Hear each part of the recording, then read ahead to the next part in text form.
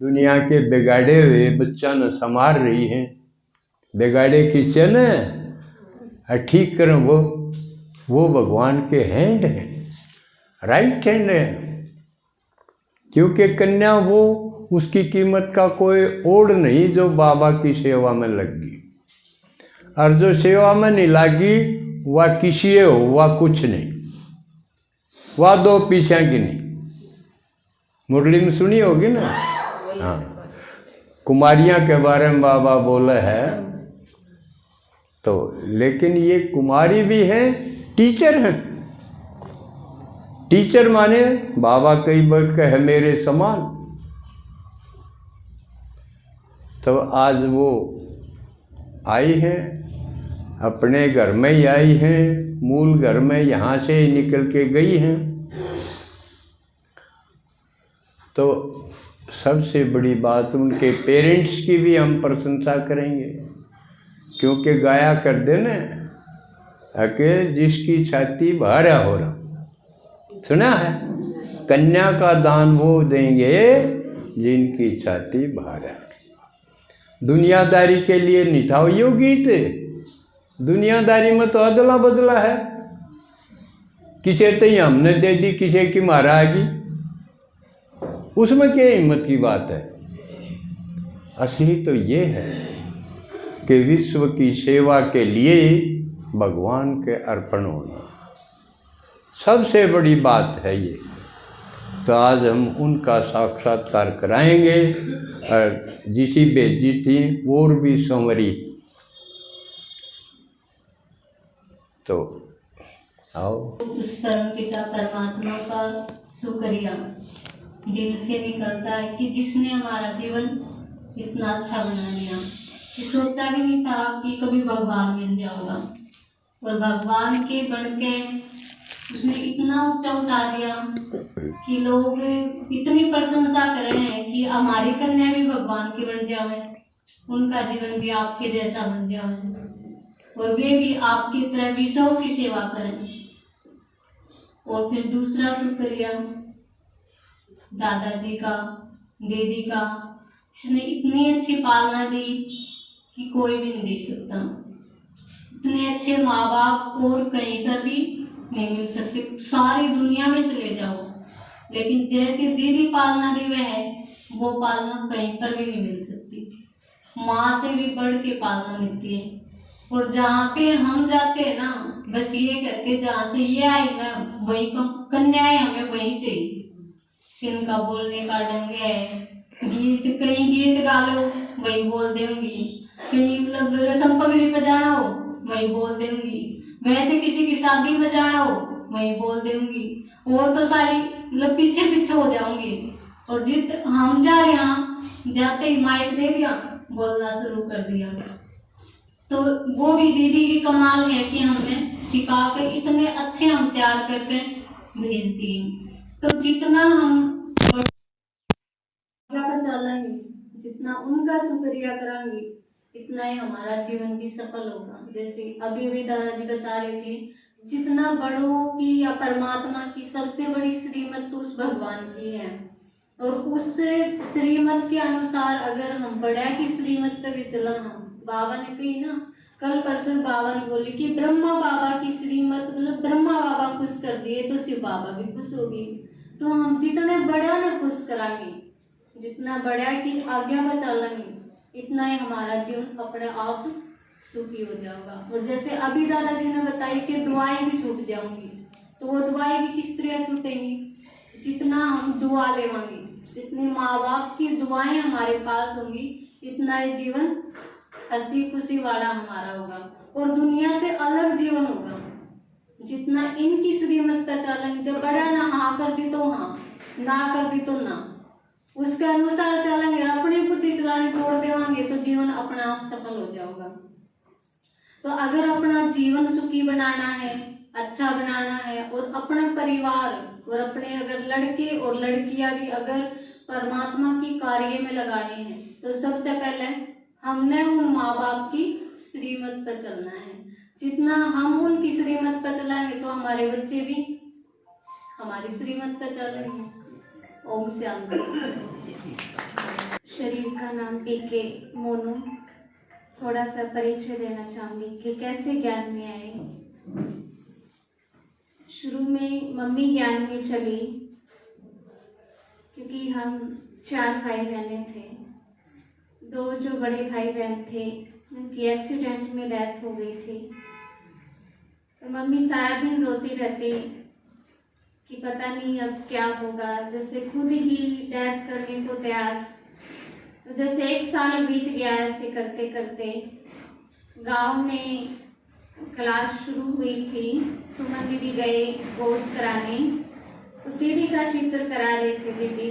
जिस दिन मैं गई, मम्मी उससे 1 दिन पहले गई, तो मम्मी जैसे घर आई तो ऐसे लगा हाँ मम्मी आज खुश है और मैं भी जाऊंगी साथ में, मुझे भी साथ जाना चाहिए। तो अगले दिन मैं जब गई मम्मी के साथ, सीढ़ी का चित्र दीदी करा रहे थे, और उससे पहले मेरे मन में ये संकल्प चलता था कि विचार चलता था कैसे ये सृष्टि चली, इसकी शुरुआत कब हुई, अंत कब हुई, सबसे पहले कौन आया होगा इस तरह पे, भगवान ने इस सृष्टि कैसे बनाई होगी। तो जैसे ही सीढ़ी का चित्र सुना तो मन में पक्का विश्वास हो गया कि हाँ भगवान है। और मेरे क्वेश्चन का उन्होंने आंसर भी दिया कि सृष्टि की शुरुआत कैसे हुई, कैसे भगवान ने इस सृष्टि को बना के भेजा था, देवी देवता हमें बना के भेजा था, और आज हम क्या हो गए, कहाँ वो इतना राज्य भाग्य गवा दिया। तो अब परमात्मा पिता फिर से उस सतयुग का निर्माण करने के लिए आया है, फिर से हमें देवात्मा बनाने के लिए आया है।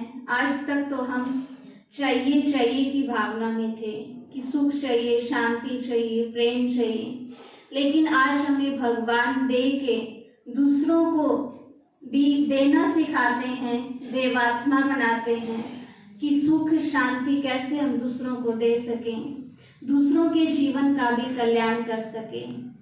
तो सबसे पहले मैं अपने माता पिता का शुक्रिया करती हूँ, उन्होंने मुझे जन्म दिया, क्योंकि जो मेरे 2 बड़े भाई बहन थे उनके बाद मैं हुई थी, मेरा जन्म हुआ। और मेरे जन्म से पहले कई जो मासी थी, बुआ थी, जो मामे रिश्तेदार थे, वो कहते थे कि बस एक बेटा बेटी हो गया, अब और नहीं चाहिए संतान, अगर चाहिए तो बेटा चाहिए। ऐसे करते करते मेरा जन्म हुआ। मेरे जन्म के बाद मेरा एक छोटा भाई भी, क्योंकि परमात्मा पिता कहता हर बात में कल्याण है। अगर हम 2 ना होते तो बिना संतान के होते आज, क्योंकि परमात्मा पिता हर बात में हमारा कल्याण करते हैं, लेकिन उस टाइम हमें नहीं दिखता वो कल्याण, बाद में पता चलता है। फिर ज्ञान में आई, तो ज्ञान में आने के बाद सुमन दीदी की खास इतनी पालना मिली, दादाजी की, माताजी की, कि उनका वर्णन नहीं कर सकते उनके मुख से, क्योंकि इन्होंने हमें इतना ऊंचा उठाया है। क्योंकि जन्म देना तो एक बच्चे को आसान होता है, लेकिन उसकी जो पालना, उसको जो अच्छे संस्कार हमें देते हैं, उसी से वो हमारा नाम रोशन करता है पूरे विश्व में। उनका नाम उनके माँ बाप से ही होता है, और अच्छे संस्कारों के कारण ही। तो इन्होंने हमें वो अच्छे संस्कार दिए हैं कि आज मैं आपके सामने बैठी हूँ। नहीं तो किसी एक को भी ज्ञान सुनाना बड़ी बात लगती थी, बोल नहीं सकती थी, लेकिन परमात्मा पिता का भी थैंक्स है, उसने मुझे चुना है। नहीं तो आज भी बहुत सारी माताएं, बहुत सारी आत्माएं ऐसी हैं जिनको अभी भी ज्ञान नहीं है, परिचय नहीं है। तो वो भी अभी दादाजी ने बताया कि कैसे सारे विश्व की सेवा करें चलन और चेहरे से। बाबा तो कराएगा ही, लेकिन हम कितने निमित्त बनते हैं। अगर हम किसी आत्मा के निमित्त बनते हैं तो कितना ऊंचा हमारा भाग्य है। और परमात्मा पिता तो कहता है हिम्मत का एक कदम उठाओ, और परमात्मा पिता 1000 कदम आगे बढ़ाने के लिए तैयार है।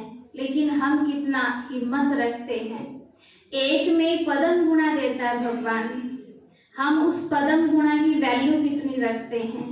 लेकिन आज कई माताएं सोचती हैं ये तो निश्चिंत है, इनका जीवन निश्चिंत है, कुमारी जीवन बेस्ट लाइफ है, लेकिन आप भी गृहस्थ में रहते हुए भी इतना ऊंचा हमारे से भी आगे जा सकते हो, क्योंकि वही बात परमात्मा पिता हमें कहता है और वही बात आपको कहता है। मुरली सबको एक जैसे मिलते हैं, महावाक्य भगवान के सब एक जैसे हैं, क्योंकि कई माताओं के मन में चलता है अगर हम भी इनके जैसे होते तो हमारी भी ऐसी मौज की जिंदगी होती। लेकिन हम देखते हैं कईयों को ज्ञान सुनाया, कोर्स कराया, उनके जीवन में भी, उनकी लाइफ में भी इतना ही मौज है, इतना ही उनके जीवन में निश्चिंतता है, क्योंकि कराने वाला कौन है, साथी कौन है। देखो बच्चा अकेला चल रहा है तो उसको डर है, अगर उसके माता पिता कि उसने उंगली पकड़ रखी है तो उसको डर नहीं है। तो हमारा साथी कौन है, स्वयं भगवान है, और भगवान जिसका साथी है उसके साथ तो कुछ गलत हो ही नहीं सकता। अगर होने वाला है तो दूर से ही टल जाएगा, क्योंकि परीक्षाएं भी भगवान क्यों लेता है, हिला के देखता है ये मजबूत हैं, कच्चे हैं या पक्के हैं। परीक्षाएं आगे बढ़ाने के लिए आती हैं, लेकिन कई बार ज्ञान मार्ग में वो परीक्षाएं हमें रोक देती हैं। उस टाइम संशय आ जाता है कि भगवान ने मेरे साथ ऐसा क्यों किया, मैं तो इतना अच्छे से ज्ञान में चल रही थी, अमृत वेला भी उठती हूँ, मुरली क्लास भी करती हूँ, फिर भी शरीर में ये रोग क्यों आया। शायद वो शरीर में रोग इसलिए आया होगा रेस्ट देने के लिए, आत्मा को भी शरीर को भी, उस टाइम हम भगवान को याद कर सकें। टाइम नहीं मिल रहा, सारा दिन बिजी है। अगर कोई बीमारी आई भी है तो उस टाइम ये सोचे ना भगवान को याद करने का टाइम मिला है, मौका मिला है, बहुत अच्छा मौका। तो संगम युग का एक एक सेकंड बाबा कहता है 100 साल के बराबर है। तो कहीं हम उस समय को गवा तो नहीं रहे, बहुत वैल्यूबल समय है। अगर इस समय को गवाएंगे, एक सेकंड गवा दिया माना सतयुग के 100 साल गवा दिए, तो कितना वैल्यूबल ये टाइम चल रहा है। तो इस वैल्यूबल टाइम की हमने कदर भी रखनी है, इसकी संभाल करनी है। एक एक पल जो बाबा कहता है ब्राह्मण जीवन की हर श्वास में सेवा होनी चाहिए। आज भी बाबा ने कहा शुभ भावना और शुभकामना से सूक्ष्म सेवा करनी है। हम शरीर के द्वारा कहीं जाके ज्ञान नहीं सुना सकते, पैर नहीं चलते, लेकिन मनसा सेवा तो कर सकते हैं। घर बैठे घर वालों को तो सुना सकते हैं, क्योंकि बाबा कहता है पहले घर वालों से शुरुआत करो। अगर घर वालों को सुना के, उसको सूक्ष्म सेवा से उनको सुना के अगर वो आगे सुनाएंगे तो उसमें भी भाग्य किसका बनेगा, हमारा बनेगा ना। तो परमात्मा पिता तो भाग्य बनाने के लिए आया है, देने के लिए आया है, और उसने भाग्य लिखने की कलम ही हमारे हाथ में सौंप दी है कि जैसा भाग्य लिखना चाहो लिख सकते हो। अब हमारे हाथ में है, हम कैसा भाग्य लिखेंगे। तो भगवान तो भाग्य लिखने के लिए आया और भाग्य बांट रहा है, और कहीं हम सोए ना रह जाएं। तो ज्ञान मार्ग में भी कई ऐसी आत्माएं हैं जो नींद में सो जाती हैं। नींद माना ऐसी धीरे धीरे चल रही हैं, हो जाएगा ना। बाबा मुरलियों में कहते हैं कर लेंगे ना, लेकिन नहीं, कौन करेगा। हम नहीं करेंगे तो कौन करेगा। हम नहीं दूसरों को बाबा का परिचय देंगे तो कौन देगा। अगर हम नहीं अपने आप को सुधारेंगे, भगवान मिला है, और फिर बाद में अज्ञानी कहेंगे इनको तो भगवान मिला था और ये हमारे ही बराबर है। तो हमने उनसे आगे जाना है, तब चलन और चेहरे से बाबा की प्रत्यक्षता होगी। बाबा भी क्यों रुका हुआ है, नई दुनिया भी आने के लिए क्यों रुकी हुई है। जब तक हम नई दुनिया के लायक नहीं हो जाएंगे तब तक वो दुनिया नहीं आएगी। अगर हम सर्वगुणों से संपन्न हैं तो हमारे लिए स्वर्ग है। अगर हम सर्वगुणों से सर्व शक्तियों से संपन्न हैं तो हमारे लिए यही स्वर्ग है, दूर नहीं है। तो हमारे हाथ में है उस स्वर्ग को नजदीक लाना, क्योंकि बहुत सारी आत्माएं अभी हैं, बाबा को का संदेश उन तक नहीं पहुंचा, इसलिए शायद बाबा रुका हुआ, इसलिए नई दुनिया भी आने के लिए रुकी है। तो मेरे मन में एक विचार चल रहा था हमारे गांव में सेवा बहुत कम है, 4-5 ही माताएं हैं जो ज्ञान में चलती हैं, वो पक्की 4-5, लेकिन बहुत जगह प्रदर्शनी की है।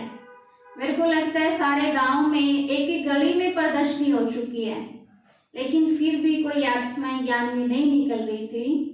अभी भी आने के बाद मन में संकल्प चला, जहाँ क्लास चलती है वो घर, वो जो कमरा है बाबा का, वो हमें पूरा गांव पार करके जाना पड़ता है। और मन में ये हर बार मैं मम्मी को बोलती हूँ कि यहाँ कोई क्लास करो, घर में आसपास माताओं को सुनाओ, जो आपके भी सहयोगी बने और आपको भी इतना दूर ना जाना पड़े, क्योंकि उनका तो नियम पक्का है। क्योंकि कुछ भी हो जाए, भले अगर खेत में गए हैं, खेत में ऐसे आते ही खाना नहीं खाया, अगर देखा क्लास का टाइम 11 बजे का है तो वो खाना नहीं खाएंगे, पहले क्लास करके ही आएंगे, बाबा की मुरली सुन के आएंगे, फिर वो खाना खाएंगे।